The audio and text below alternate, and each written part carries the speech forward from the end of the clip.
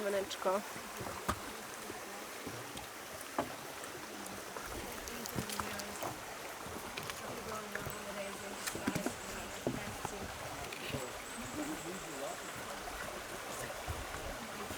The forests of Cambodia are estimated to contain 400 to 600 wild elephants.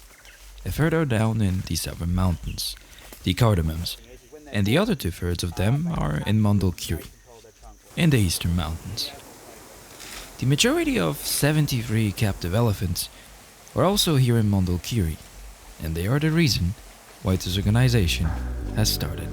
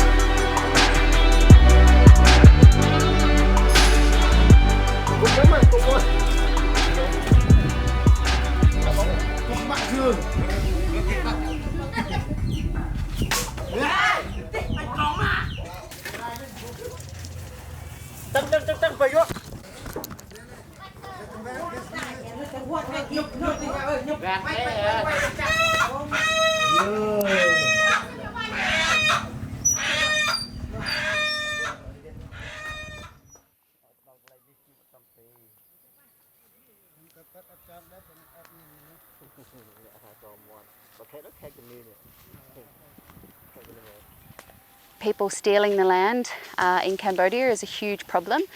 We 10 years ago initiated this major project, and it's one of our biggest accomplishments actually to help this community get the legal title for their land.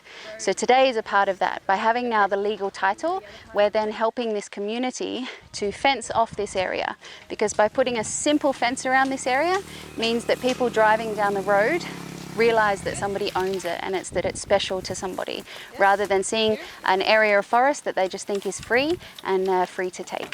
So we're helping the community demarcate this area, and you're going to have a very car going past because we're right next to the road. So we're helping the community to demarcate this area and protect their spirit forest. Oh. Whoa, whoa, whoa.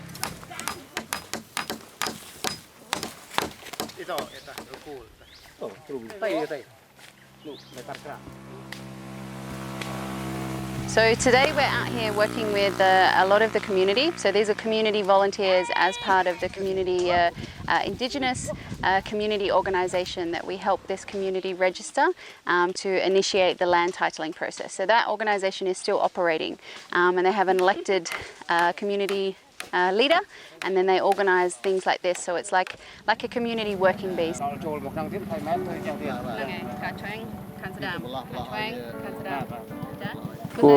កាលណាយើងដាច់អាណត្តិ5ឆ្នាំម្ដងណាយើងអាចបោះឆ្នោតម្ដងសារឡើងវិញណាបើមិនជាអាចជាប់ខ្ញុំឬក៏អាចជាប់អ្នកផ្សេងអញ្ចឹងក្នុងចំណោមគណៈកម្មការហ្នឹងប៉ុន្តែបើមិនជាជាប់អ្នកផ្សេងក៏ធ្វើដូចខ្ញុំដែរបាទសម្រាប់ធានសហគមន៍ហ្នឹងគឺសម្រាប់យើងតាមដានព្រៃសហគមន៍របស់យើងទាំងមូលអញ្ចឹងណាបើមានបញ្ហាអ្នកណាដែលទន្ទ្រានអ្នកណាដែលឈូសឆាយយើងមានវិធានការដូចតែគ្នាអញ្ចឹងដូចតែវិធានសហគមន៍ខ្ញុំអញ្ចឹងបា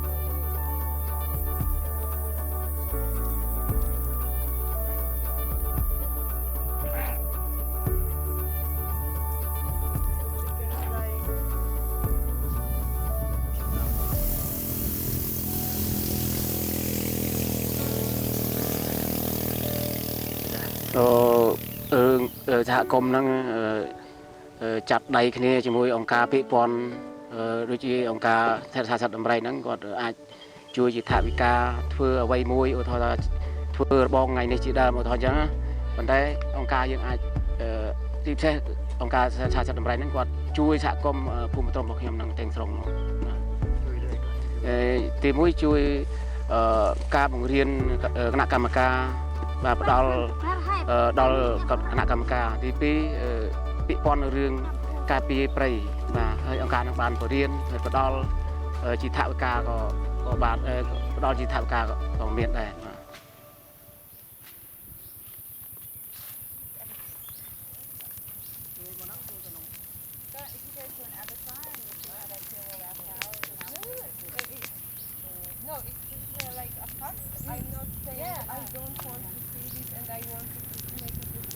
So they're all coming to work together to basically protect this forest behind us, which is their burial forest. So it's a spirit forest that basically hundreds and hundreds of years the community then have been burying the members of the community here. Guys, just that tree's coming right down on top. Ủa nó quăng mình này. Xa giặt. So Carol,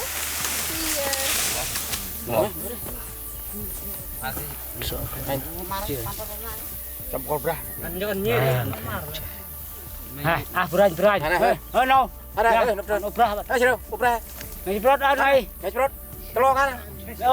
The ceremony that they did before we started the work today was basically to tell all of the spirits and the buried people that are residing here that we're going to do this work, so that the trees are upset, because in animist culture everything has a spirit.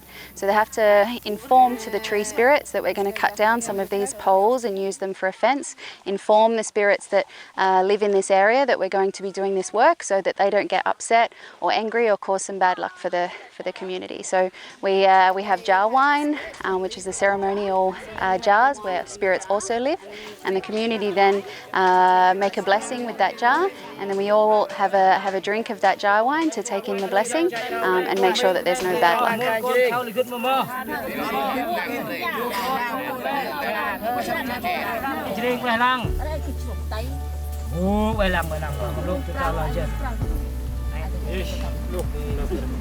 This is before we take, but you can taste the flavour. This is the extra strong flavour, but it has all of the rice pieces. So when you do this, put your teeth together and then suck, because you're going to get lots of bits of rice, but you don't want to eat that. You just want a tiny little sip to taste it.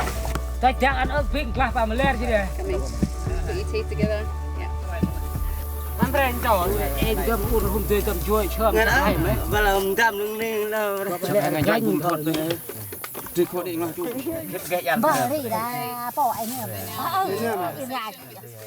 So some of it is for the spirits as well. So you're taking the blessing, but you're also offering some to the spirits. And the rest for us.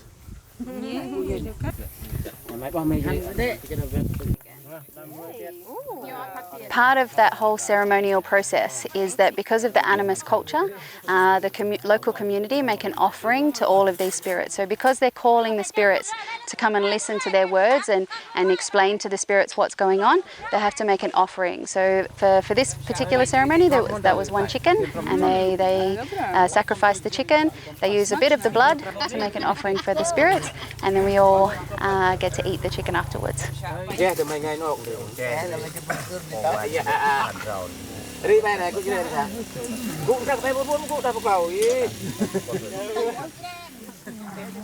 Oh, right, fine, mate, no problem.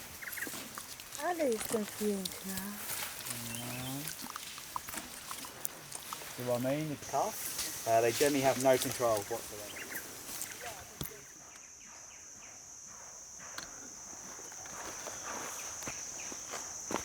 The main draw to the Elephant Valley project are obviously the elephants, but in order to have them, a place for them to live has to be provided. We are in the middle of the forest. We are in the Patrom community.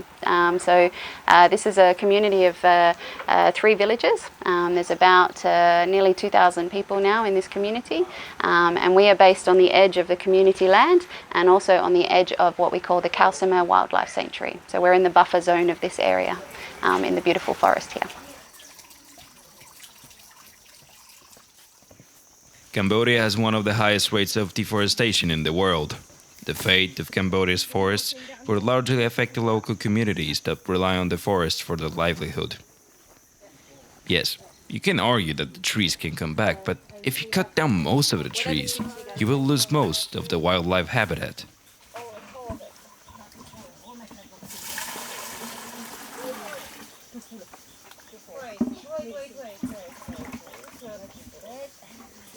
It's not too full.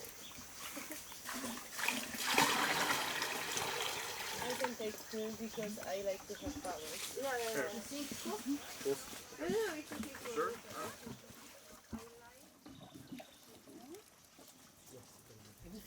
The over 100-year-old trees have been taken out either with permission or just simply stolen. Then the 70-year-old trees started disappearing, and then the 50-year-old trees. So the trees are constantly getting younger. Elephant Valley Project works to prevent deforestation also by collecting seeds and helping them germinate.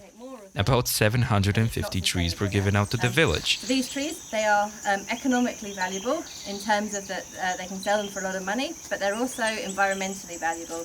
There are species of wood out here now that are technically extinct. So they exist, you'll find them in the forest, but then there's not enough of them to reproduce. There won't be any more. What EVP visitors help to do is forestry conservation and doing what can be done to grow more seedlings and trees to put back into the forest.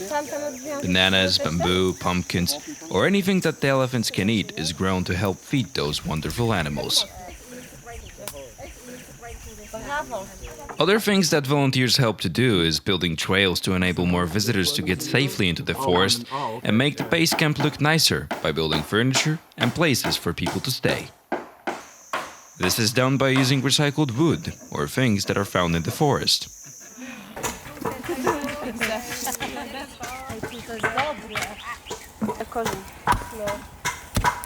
Burning underneath it and makes food with the water, comes up through the shells and then they just, yeah. So it always looks amazing when I do that. EVP has a total of 60 staff, but it's more like a family bond. In addition, there are scholarship schemes which allow local children to be educated. In one generation, there was a jump from a father having only primary education to his children who graduated university. EVP also established a healthcare program, allowing to provide the staff, their immediate families, 1,500 members of the Puchron community, and another 1,500 elephant owners and their families with that care. When I was originally out here, there was our founder, Jack, and our Benong manager. ហើយខ្ញុំជួយមើលក្នុងថ្ងៃសៅរ៍ថ្ងៃទឹកហ្នឹងហើយដល់អញ្ចឹងចេកនឹងទុកចិត្តខ្ញុំ 100% ខ្ញុំទុកចិត្តចេក 100%.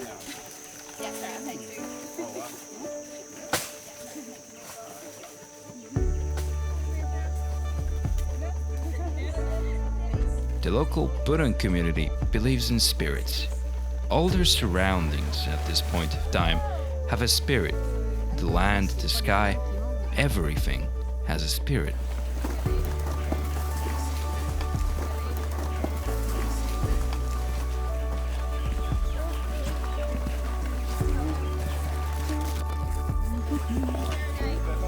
That's ready because Si tu coupes la fleur, les bananes fleurissent plus vite, les bananes grossissent plus vite. Now, next week. Après, l'arbre, A year. Okay.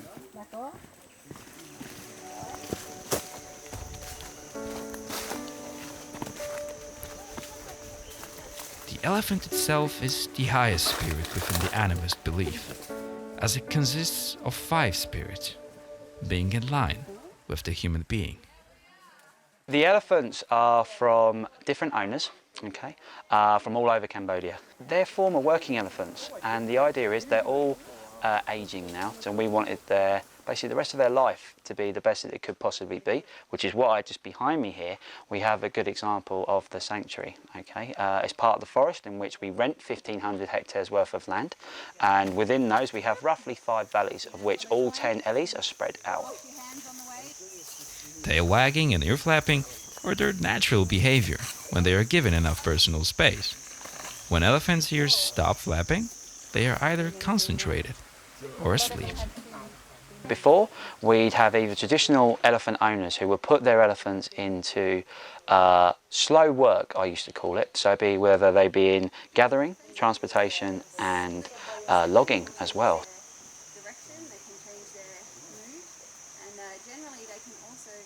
Now there are other aspects where if they are put into what I call modern work, so there are areas of jungle trekking, so elephant riding, where an elephant is ridden by the tourists, okay, where they have a large basket, but these things are heavy, and over time they have caused in some of our elephants some rib compression. Big old girl. Rather than being treated by a traditional elephant family, where they'd be doing it maybe roughly every 5 to 10 years, they'll actually be working on a 12-hour shift on a daily basis.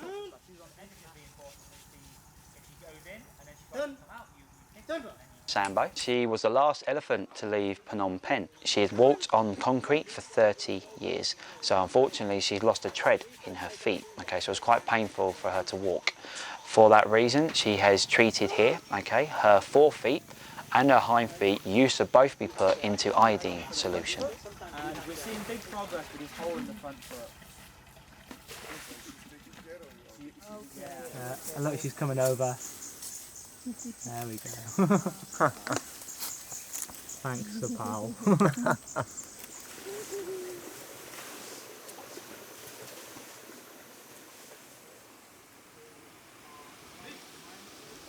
If the elephants are anxious, they slam their trunks on the floor, which is their way of saying, "Back off, give me space."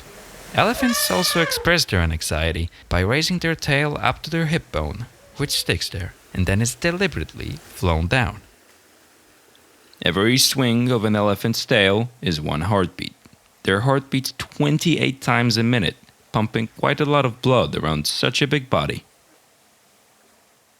When it comes to the bathing, there are some elephants here who need guidance in going into the bath. So we do not let tourists go into the bathing section. It's only the mahout, simply because it's a dangerous activity from the tourist perspective, but also the mahout has built up that respect with the elephant.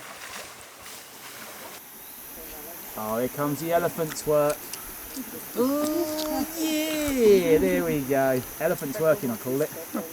Elephants' ear slapping is like an air conditioning unit.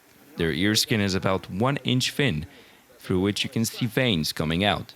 As they flap, blood rushes to the ears, and air circulating around those ears cools down the blood vessels. And another way of keeping themselves cool is using mud as sunscreen. Elephants grab mud with their trunks and throw it at their back, making sure that it remains moist and protects their skin from cracking. There is no bone in the trunk. It's made of well over 1,000 muscles, all connected together. When elephants are born, they have no control over their trunks, and they are well known of tripping over it. The elephants are highly intelligent animals. These are animals that can self-recognize, they have strong memory capabilities, and they can even use tools. The use of the tool is a sign of higher intelligence. Right.